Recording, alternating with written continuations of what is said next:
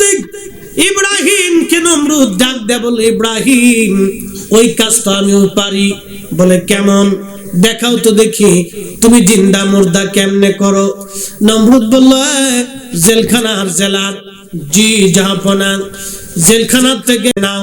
তার মানে নমরুদ বুঝতে পারছে আমার 14 গোষ্ঠীর পক্ষেও সম্ভব হবে না, আমার সারা জীবনেও সম্ভব হবে না। 1000 বছর সে পৃথিবীতে বেঁচে ছিল, 400 বছর পৃথিবীতে রাজত্ব করেছিল। নমরুদ বলতেছে, ইব্রাহিম তোমার এই সমস্ত তালবাহানা কথা চলবে না, তুমি আমাদের মূর্তি ভেঙেছো, তোমাকে আগুনের মধ্যে পুড়িয়ে মারবো। সারা পৃথিবীর মানুষ সেই দিন কাঠ জোগাড় করলো, বিরাট বড় গর্ত খনন করে আল্লাহর খলিলকে আগুনের মধ্যে ফেলানোর পরিকল্পনা করলো। মহিলারা মানত করলো, যদি আমাদের মানত পুরা হয় তাহলে আমরা ইব্রাহিমের আগুন জ্বালানোর জন্য কাঠ জোগাড় করে দিব। এইভাবে তারা কাঠ জোগাড় করলো আল্লাহর খলিলকে আগুনে পোড়ানোর জন্য। সেই দিন হাজার হাজার পৃথিবীর কোটি কোটি মানুষ আল্লাহর খলিলের বিরুদ্ধে ছিল, কিন্তু আমার আল্লাহ ইব্রাহিমের পক্ষে ছিল। আল্লাহ যার পক্ষে তার বিজয় হবে। আল্লাহ কোরআনে বলেন, ওমাইয়াতাবাল্লাল্লাহা ওয়া রাসূলুহু ওয়াল্লাযীনা আমানু ফাইন্না হিজবাল্লাহি হুমুল গালিবুন।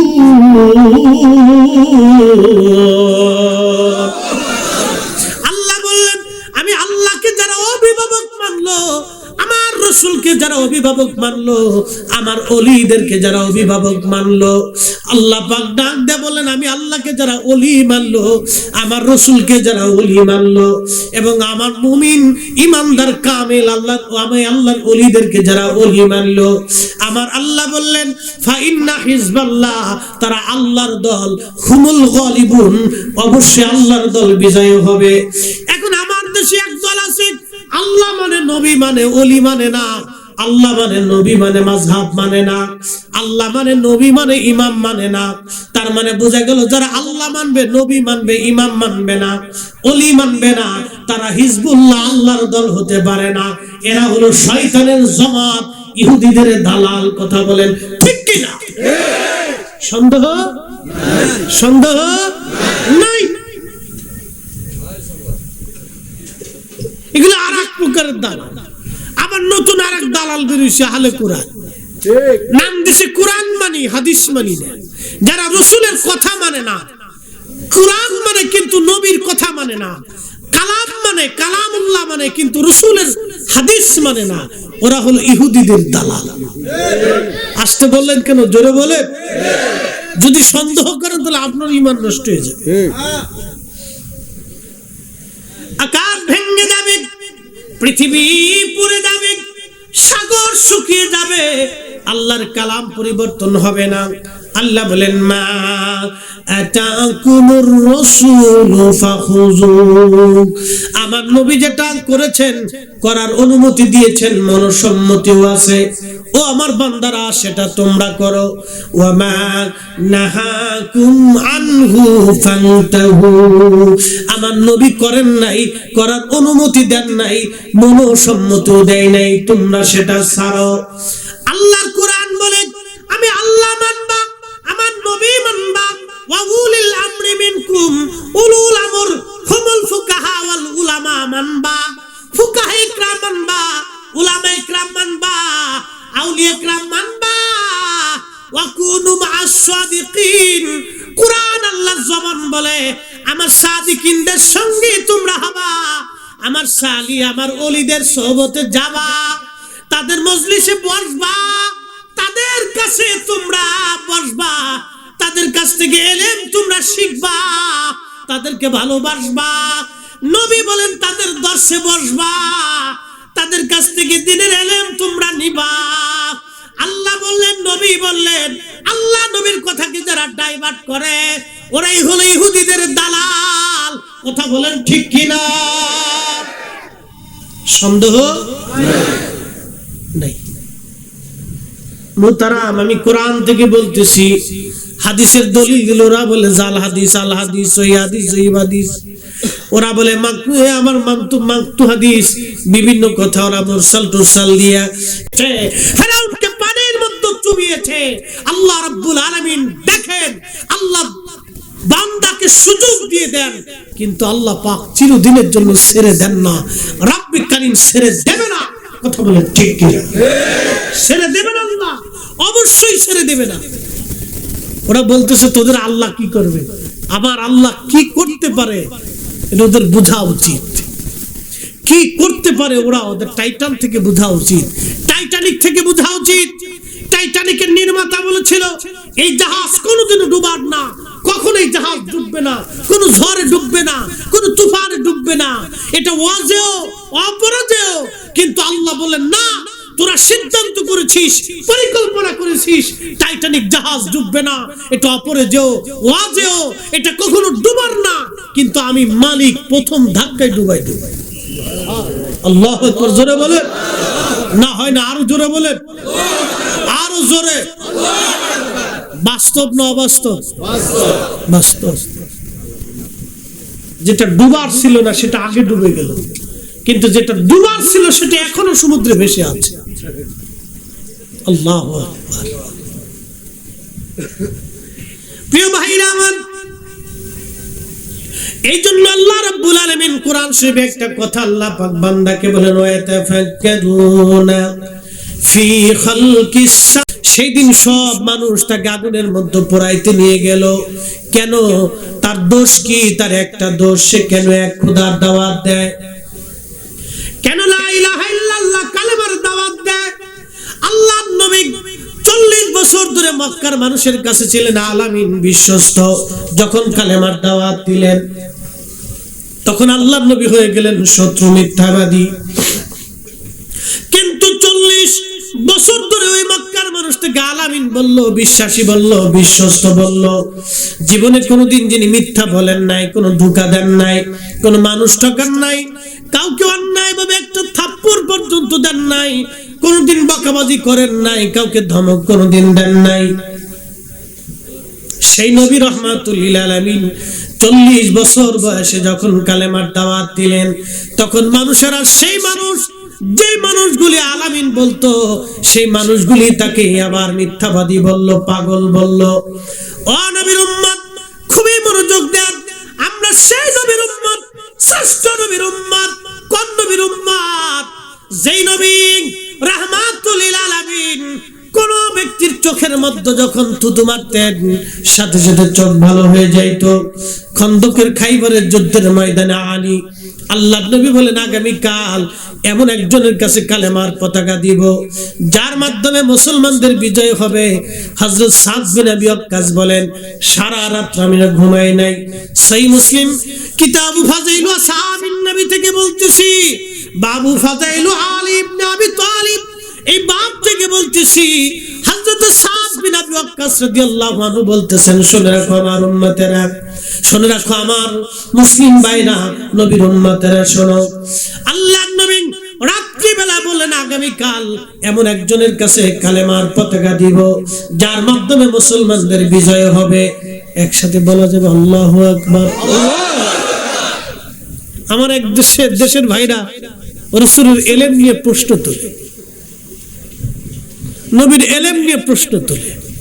আরে রাসূলের ইলম এত বেশি ছিল, এত বেশি ছিল যে সাহাবায়ে কিরামকে যদি প্রশ্ন করা হতো, নবী প্রশ্ন করতেন, সাহাবীরা তোমরা কি কিয়ামতের এই বিষয় সম্পর্কে জানো, জাহান্নামের এই বিষয় সম্পর্কে জানো, কবরের বিষয় সম্পর্কে জানো, অতীতের কথা, ভবিষ্যতের কথা, বর্তমানের কথা, আসমানের উপরের কথা, জমিনের নিচের কথা। রাসূল আরবি হুজুরে আকা মাওলা সাহাবায়ে কিরামকে প্রশ্ন করলে সাহাবীরা একটা জবাব দিতেন, একটা জবাব, আল্লাহু ওয়া রাসূলুহু আলাম। আল্লাহ জানে, নবী জানে, আল্লাহ জানে, নবী জানে, আল্লাহ জানে, নবী জানে, আল্লাহ জানে, নবী জানে, আল্লাহ জানে, নবী জানে, আল্লাহ জানে, নবী জানে। আমরা সুন্নিরা বিশ্বাস করি আল্লাহর পরেই যিনি জানে তিনি নবী জানে। কথা বলেন ঠিক না? যদি আমাদের এই বিশ্বাস এই কথা যদি শিরিক আর বেদাত হয় তো সর্বপ্রথম সাহাবে আজমাইন বেদাত করেছে। এক সাহাবী না, সোয়া লক্ষ সাহাবী এক কথা বলেছে। আরে শ্রেষ্ঠ সাহাবী আবু বকর বলেছে, ওমর বলেছে, উসমান বলেছে, আলী বলেছে, তালহা বলেছে, জুবাইর বলেছে, সাদ বিন ওয়াক্কাস বলেছে, সাইদ ইবনে জুবাইর বলেছে, আবু বাইদা ইবনে জাররা বলেছে। যারা দুনিয়া থেকে জান্নাতের সার্টিফিকেট নিয়ে গেছে তারা বলেছে আল্লাহ রাসূলু আলাম, আল্লাহ জানে, নবী জানে, আল্লাহ জানে, নবী জানে, আল্লাহ জানে, নবী জানে। আমরা বিশ্বাস করি আল্লাহ জানে, নবী জানে, আল্লাহ জানে, নবী জানে। হাত উঠা করে বলেন ঠিক কি না? ওরা আমাদেরকে বলে বেদাত। ওরে বলদ কোথাকার, বেদাতি বলে দিছে। বিরাট বড় হুজুর বেদাতি বলে দিচ্ছে। উনার বেদাত সেদাত বললে আমাদের ঘোড়ার ডিম কি সাতা যায় আসে? কথা বলেন না, কি সাতা যায় আসে? সাহাবে কিরামের আকীদার সাথে আমাদের আকীদার মিল আছে না নাই? মিল আছে। তো বেদাতি বললি কি না বললি কি, তাতে কি আসে যায়? আগামী দিন কার মাধ্যমে বিজয় হবে আল্লাহ রাসূল বলতেছেন, আগামী কাল এমন একজনের কাছে কালেমার পতাকা দিব যার মাধ্যমে মুসলমানদের বিজয় হবে। শোনো সাহাবীরা, আল্লাহ এবং তার রাসূল তাকে মহব্বত করে এবং সেও আল্লাহ এবং তার রাসূলকে মহব্বত করে। সুবহানাল্লাহ, একসাথে আর জোরে সুবহানাল্লাহ। আল্লাহ ভালোবাসে, আল্লাহর নবী ভালোবাসে, আল্লাহ ভালোবাসে, আল্লাহর নবী ভালোবাসে এবং সেও আল্লাহ এবং তার নবীকে ভালোবাসে। সাদ বিন আবি ওয়াক্কাস বললেন, সারা রাত ঘুমাই নেই আমরা কোন সাহাবী, সারা রাত আল্লাহর দরবারে আমরা রুনাজারি করছি, আল্লাহ তুমি আমাদেরকে সেই লোক বানায় দাও, আল্লাহ আমি সাদকে তুমি সেই লোক বানায় দাও।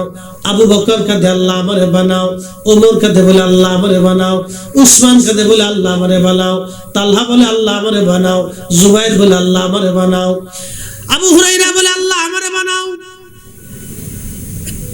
সব সাহাবী বলতেছিলেন আল্লাহ তুমি আমাদেরকে সেই লোকটা বানাও যার মাধ্যমে কালকে মুসলমানদের বিজয় হবে। তুমিও তোমার হাবিব তাকে ভালোবাসে, সেও আল্লাহ এবং তার নবীকে ভালোবাসে। সাদ বিন আবি ওয়াক্কাস বললেন, সারা রাত ঘুমাইতে পারি নাই। সকালবেলা আল্লাহর নবী ফজরের নামাজ পড়লেন, নামাজ পড়ার পরে বললেন, সবাই কাতার করো, আজকে আমার আলীর কাছে কালেমার পতাকা দিব, আমার আলীর মাধ্যমে আজকে মুসলমানদের বিজয় হবে। আল্লাহ এবং তার নবী তাকে ভালোবাসে এবং সেও আল্লাহ এবং তার হাবিবকে ভালোবাসে। একবার জোরে বলেন মারহাবা। সাহাবীরা বলে, হুজুর সে তো অসুস্থ, সে তাঁবুর মধ্যে শুয়ে রয়েছে। বলে কি হয়েছে? তার চোখ উঠেছে। নবী বললেন তাকে নিয়ে আসো। দুই সাহাবীর কাঁধে ভর দিয়ে হযরত আলী আসছে, তাকাইতে পারে না, অ্যাটেনশন, তাকাইতে পারে না, কষ্ট হচ্ছে, যন্ত্রণায় অস্থির, চোখ উঠেছে, বুঝতেই তো পারছে। আপনাদের দেশে কি রোগ কয়? ব্রাহ্মণবাড়িয়াতে চোখ উঠা। এই চোখ উঠছে, খুব বেদনা, যন্ত্রণা। আল্লাহর নবীর দরবারে হযরত আলী আসছে। নবীজি বললেন, আলী রে, আজকে তোমার হাতে কালেমার পতাকা দিব, তোমার মাধ্যমে মুসলমানদের বিজয় হবে, খাইবার দুর্গ জয় হবে। একসাথে বলা যাবে আল্লাহু আকবার। এবার দেখেন কোরআন কি বলে, ওয়ামা তাদরি নাফসুম মাযা তাকসিবু গাদা।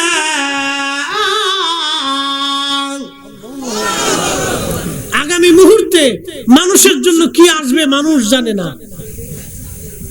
কথা তো সত্য। আজকে হামিদিয়া দরবার শরীফে আমি এসে মহিষের গোশত দিয়ে ভাত খাবো, এটা আমার নলেজেও ছিল না।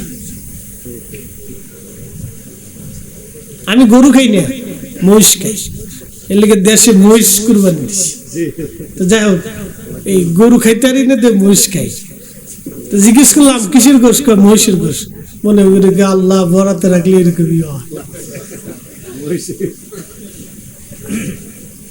যদি গরু কইতো তো আর নসিব হইতো না, খালি সবজি দিয়ে মেরে দিতাম, যা করে খোদা। আমি আবার খাবার নিয়ে বেজার হয়ে যায়। আবার যদি লবণ ভাত আর কচু ভর্তা দিয়ে খাওয়ায় তাও আলহামদুলিল্লাহ, যদি কা হুজুর কাঁচামরিচ দেখান তাও আলহামদুলিল্লাহ, দিয়ে দেখাই। আর আমার জিহ্বা আল্লাহ দিছে আলহামদুলিল্লাহ। সিলেটি খাবার, চাটগাই খাবার, কক্সবাজারের খাবার, ওই পাবনার খাবার, উত্তরবঙ্গের খাবার, বরিশালের খাবার, কুয়াকাটার খাবার, ঢাকায় খাবার, ফরিদপুরে খাবার, এই ময়মনসিংহের খাবার, যে খাবার দিবেন। একবার ভুটানে যে মোমো খাইছিলাম, একবার যা দিবেন তাই জিহ্বা জিহ্বা একটা খুব মারাত্মক জিহ্বা, আলহামদুলিল্লাহ দিয়ে মাইরে দেখবেন খুশি। অনেকে খান এটা খাইতে ভাল লাগতেছে, মাইরে দে।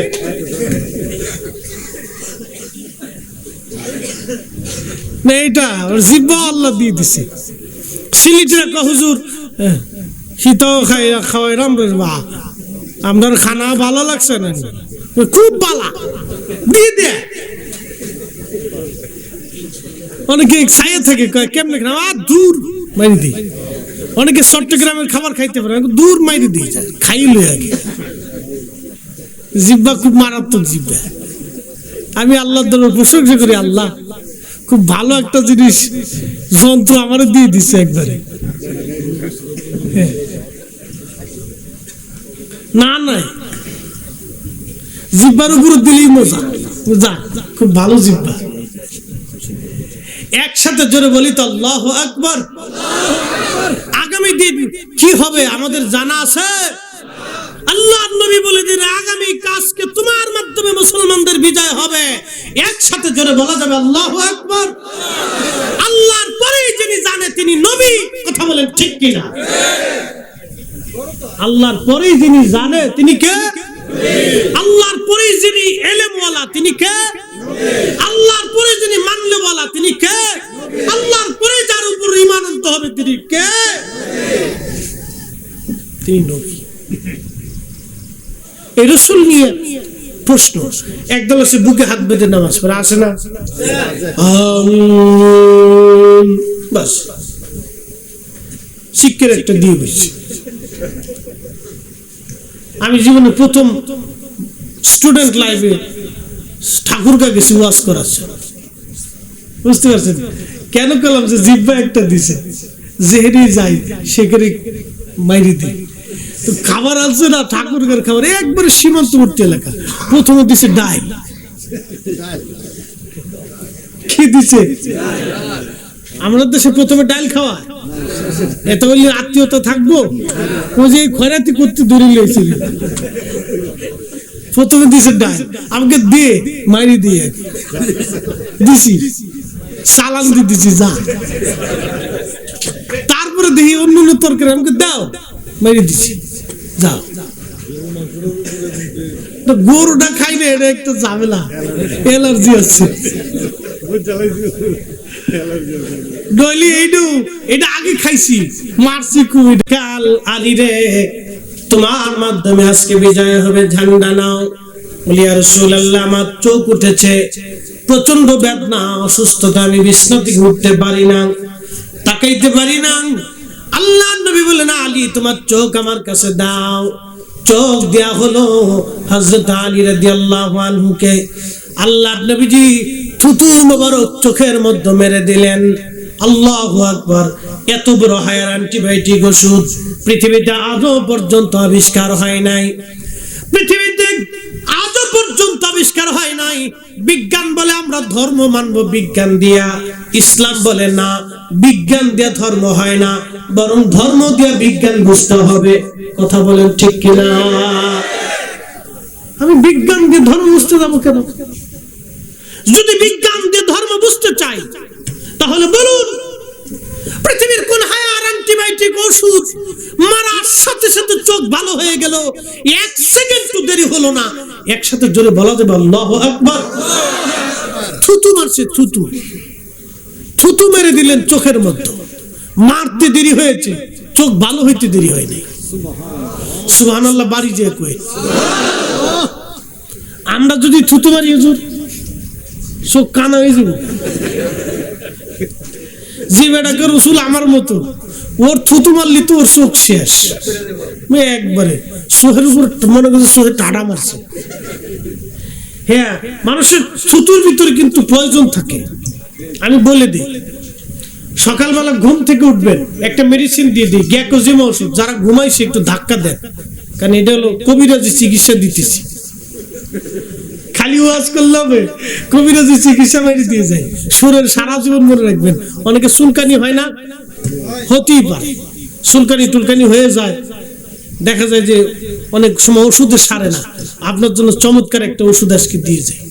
সকালবেলা ঘুম থেকে উঠার সাথে সাথে বাসি থুতু থাকে মুখে, এই বাসি থুতুটা বের করে ওই জায়গায় একটু চুলকায় মেরে দিবেন, গ্যাকোজিমা মলমের সেই তো কাজ করে দিবে। হ্যাঁ, তাহলে মানে বুঝেন আপনার থুতুর ভিতর কি পরিমাণে পয়জন। এই জন্য আল্লাহ রসুল 1450 বছর আগে বলেছে, উম্মত ঘুম থেকে উঠার পর আগে কবজি পর্যন্ত হাত ধোবা, তারপরে ওযু করবা, কুলি করবা, মেসওয়াক করবা। একসাথে বলবেন না মারহাবা। ঘুম থেকে উঠার পরে এগুলি করবা। আর আমাদের দেশে এখন নতুন আল্টারনেট মেডিসিন সিস্টেম নতুন বেরিয়েছে।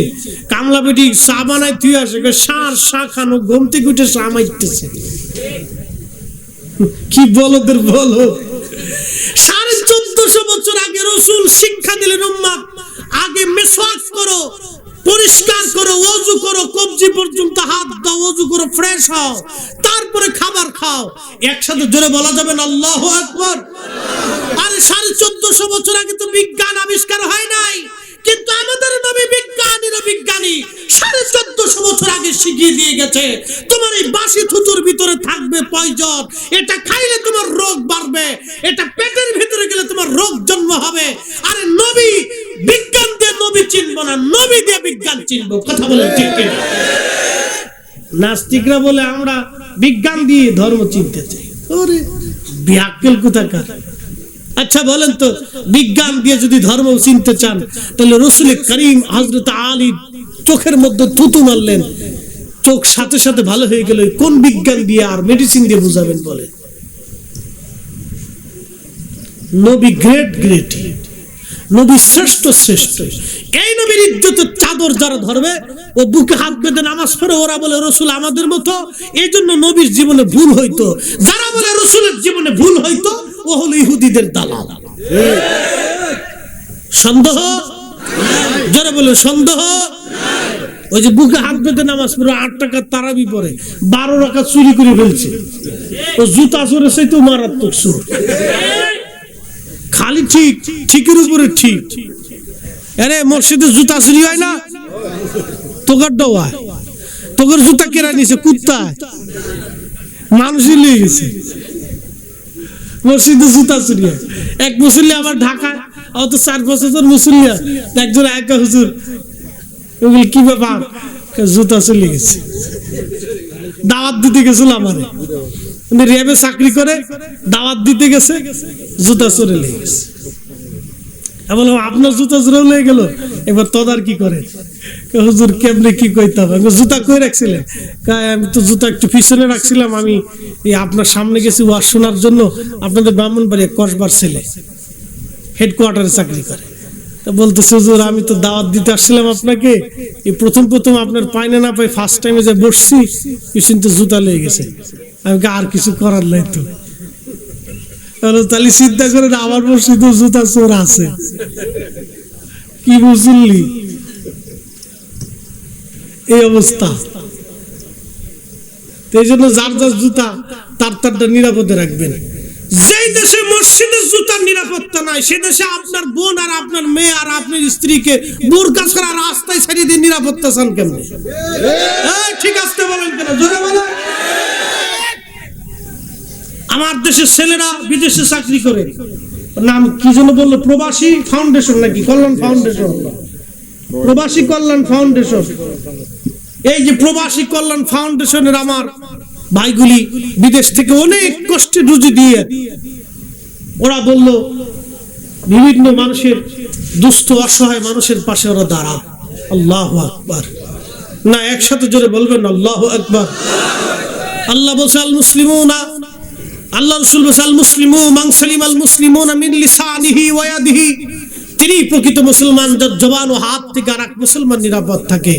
অর্থাৎ এক মুসলমান আরেক মুসলমানকে যখন নিরাপত্তা দিবে, খাবার দিবে, ওষুধ দিবে, চিকিৎসা দিবে, তার মেয়ের বিবাহের ব্যবস্থা করে দিবে, তাহলে বুঝে গেলে এটাই হলো ইসলামের সঠিক কাজ। কথা বলে ঠিক কিনা?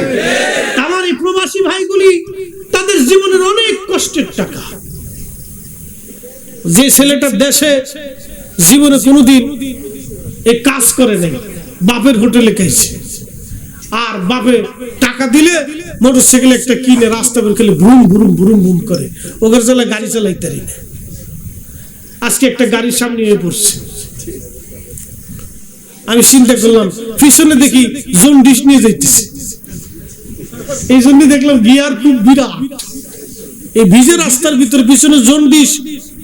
আমি শুধুমাত্র 2 ইঞ্চি ডান দিকে মুসুর দিলে আমার সামনে সিএনজি ও পিছনে লাগে হরেন দিয়ে ঢুকাই দিছে, আর আমার তো ডান দিকে যাইতে হবে, আমি কড়া ব্রেক দিছি। যদি ডান দিকে মুসুর দেই তাহলে জন্ডিস মুন্ডিস নিয়ে সব শেষ, আজকে আর ওর খুঁজে পাওয়া যেত না। দেখলাম যে খুব গতি, পিছনে জন্ডিস থাকলে আর হুঁশ থাকে না। হ্যাঁ, জন্ডিস বুঝতেছেন না? জন্ডিস কারে কয়? ওর জন্ডিসে ধরছে। হ্যাঁ, জন্ডিস রোগে ধরছে, এই জন্য খালি গিয়ার বাড়ায়। গত বছর ঈদে পদ্মা সেতুর লেনে 5টা মরে গেছে এই জন্ডিস চালাবার দিয়ে, একবার মোটরসাইকেল 5টা শেষ। তারপরে যে সরকার আইন করে দিল আর তোরা মোটরসাইকেল নিয়ে যাইতে পারবি না, এবছর আইন করে দিছে একবারে 60-এর উপর উঠাইলে মামলা হয়ে যাবে, যা আর ঢুকতে দেবো না। সব ভদ্র হয়ে গেছে, কিচ্ছু বুঝে না, খালি পিট পিট করে চালা।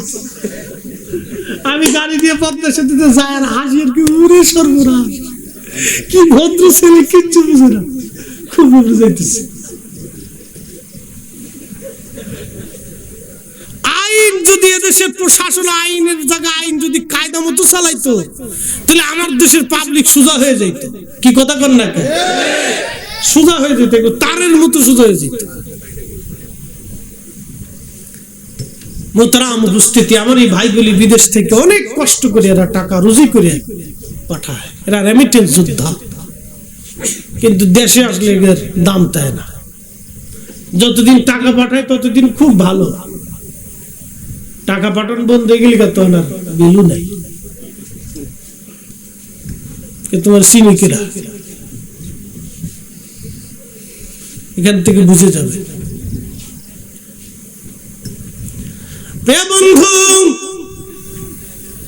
এই ভাইগুলি মানুষের সেবায় কাজ করে। আমার রেমিটেন্স যোদ্ধা ভাইরা, প্রবাসী কল্যাণ ফাউন্ডেশন, দোয়া করি ওদের জন্য।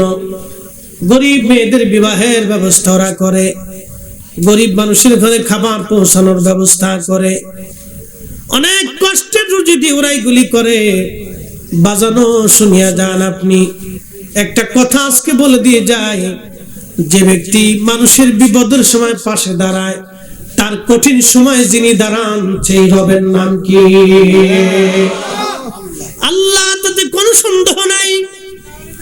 রাসূল করিম যৌবনে একটা সংগঠন করেছিলেন, হিলফুল ফুজুল। হিলফুল ফুজুল কোন রাজনৈতিক সংগঠন না, এটা দিয়ে নবীজি রাজনীতি করতে চান নাই। এই সংগঠনটা ছিল আত্মমানবতার সেবায়, মানুষের কল্যাণে এই সংগঠন আল্লাহর নবী করেছিলেন।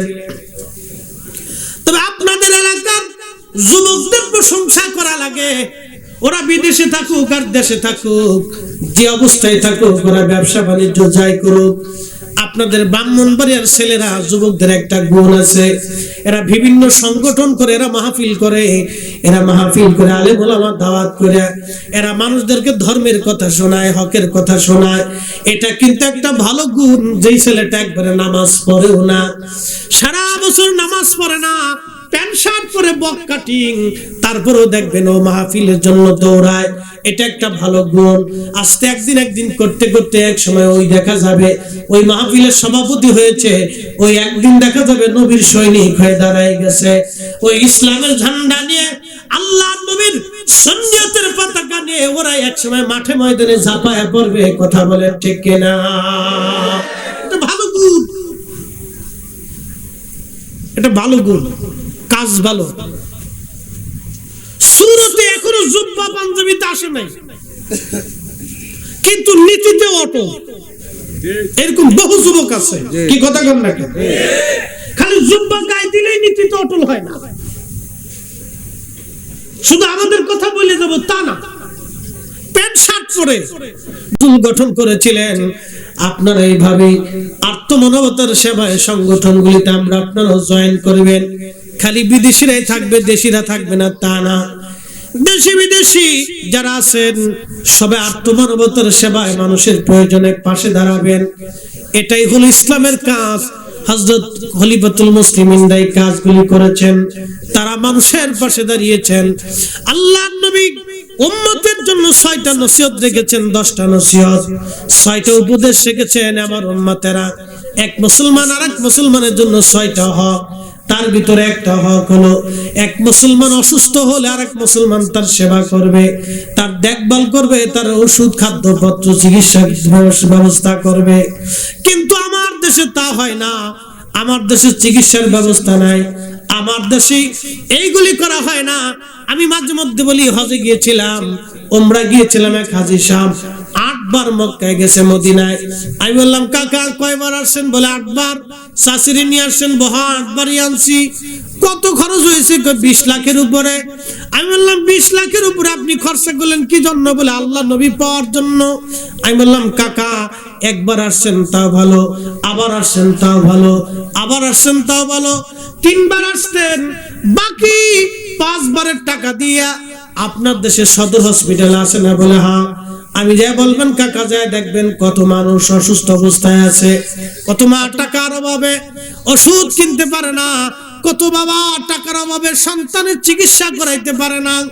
আমি বললাম, কাকা বাকি 5 বারের হজের টাকা দিয়ে যদি আপনি মানুষের সেবা করতেন, ওষুধ কিনে দিতেন, চিকিৎসা করাইতেন, অপারেশন করে দিতেন, কাকা আল্লাহ পাওয়ার জন্য মক্কা মদিনায় আসা লাগতো না। আপনি ঘরের মধ্য থেকে আল্লাহ নবী ঘরের মধ্য থেকে পেয়ে যাইতেন। আমার কই, কাকা এইভাবে তো আমার কেউ কয় নেই। আমাকে হ্যাঁ, তা তো বলবে না। আমি বললাম, বলবে না কি জন্য জানেন? আপনি হজে আসলে ওনার লাভ আছে, আপনি বারবার আসবেন তাতে ওনার লাভ, আপনি বলবে কেন? আমি বললাম, সদর হসপিটালে যায় দেখবেন বহু বহু মা টাকার অভাবে ওষুধ কিনতে পারে। আমি বললাম, 20 লক্ষ টাকার উপরে খরচ করেছেন আপনি শুধু আল্লাহ নবী পাওয়ার জন্য। 40 ওয়াক্ত নামাজ মদিনায় নামাজ পড়ার জন্য আপনি পাগল হয়ে আসছেন, অসুস্থ অবস্থায় হুইল চেয়ারে মদিনায় নামাজ পড়ার জন্য আসছেন, নবী খুশি করার জন্য।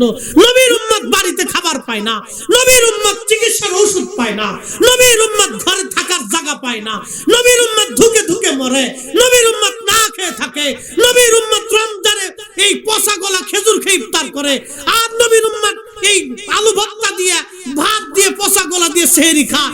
নবীর উম্মত এইটা খেয়ে রোজা রাখে, আর আপনি নবী পাওয়ার জন্য মদিনায় এসে কাঁদতেছেন। এইভাবে নবী পাওয়া যাবে না। নবীর উম্মতকে খাবার দেন, রহমতের নবী আপনার ঘরে যায় দেখা দিবে। কথা বলেন ঠিক কিনা? টাকা বলে ভূত করে দৌড় মারে, খালি দৌড় দেয়, এ বেলায় নাই। টাকা হলে দৌড় মারছে। ইসলাম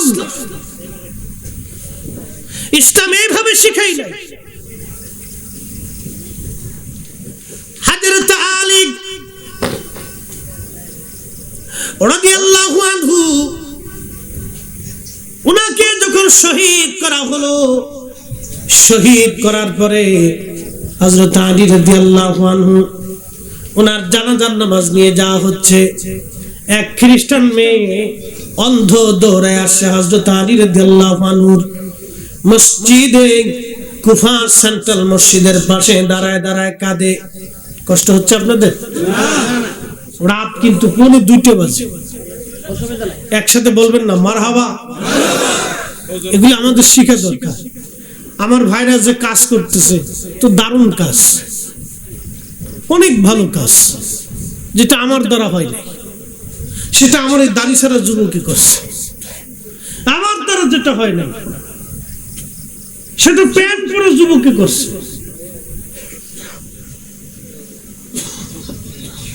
এগুলি প্রশংসনীয় কাজ, ভালো কাজ, ভালোর কথা বলতে হবে। প্যান্ট পরে সবই খারাপ তা না, এটা বলি না, এটা বলা যাবে না। ওদের ভিতরে অনেক হাজার গুণে ভালো ছেলে আছে। সেদিন এক সৈনিক আমাকে ফোন দিছে চট্টগ্রাম যে, বলতেছে হুজুর গাড়িতে আমি 3 ওয়াক্ত নামাজ কাজা করে ফেলছি, কি করবো এখন? দেখেন একটা লোক কতটুকু নামাজ পড়তে বলা হলে, নামাজের প্রতি মহব্বত হলে, সেই লোকটা নামাজ কাজা হয়ে গেছে 3 ওয়াক্ত। ঢাকা থেকে চট্টগ্রাম তার ক্যান্টনমেন্ট পর্যন্ত যাইতে নামাজ কাজা হয়ে গেছে। সে নিয়মিত আমার ওয়াজ শুনে, নামাজ কাজা হয়ে গেছে। সে আমাকে ফোন দিয়ে বলতেছে হুজুর নামাজ 3 ওয়াক্ত কাজা হয়ে গেছে। আমি চিন্তা করতেছি আল্লাহু আকবার, একজন যুবকের কলিজার ভিতরে নামাজের মহব্বত কতটুকু হলে সেই যুবকটা 3 ওয়াক্ত নামাজ কাজা করে ছটফট করতেছে। আমি বলবো আল্লাহু আকবার, এই দাড়িওয়ালা লোকের চাইতে দাড়ি ছাড়া লোকের কিনা আল্লাহর দরবারে বেশি হয়ে গেছে। একসাথে বলা যাবে না আল্লাহু আকবার? হতে পারে। রাসূলের মহব্বতে পাকিস্তানের এক যুবক জীবন দিয়েছিল ডক্টর আল্লামা ইকবালের জীবদ্দশাতে। ভারতে এসে রঙ্গিলা মোহাম্মদ নামে একটা বই লিখেছিল ভারতের এক লেখক। সেই লেখককে সে হত্যা করেছিল। জানেন সেই যুবকের দাড়ি ছিল না, শেভ কর্ণওয়ালা যুবক ছিল। রাসূলের মহব্বতে আজকে রাসূলের তাড়না পাকিস্তান থেকে সে নিয়োগ করে ভারতে এসে রঙ্গিলা মোহাম্মদ, রঙ্গিলা রাসূলের লেখককে সে হত্যা করেছিল। এবং ফাঁসির কাষ্ঠে সে দাঁড়িয়ে সেই দিন তার চেহারা উদ্ভাসিত হয়েছিল, আনন্দিত হয়েছিল। সে বলেছিল আমার রাসূল আমাকে স্বপ্নে এসে আমাকে সুসংবাদ দিয়েছে, হাউজে কাউসারের পানির দাওয়াত দিয়েছে। একসাথে জোরে বলা যাবে না ইয়া রাসূলুল্লাহ?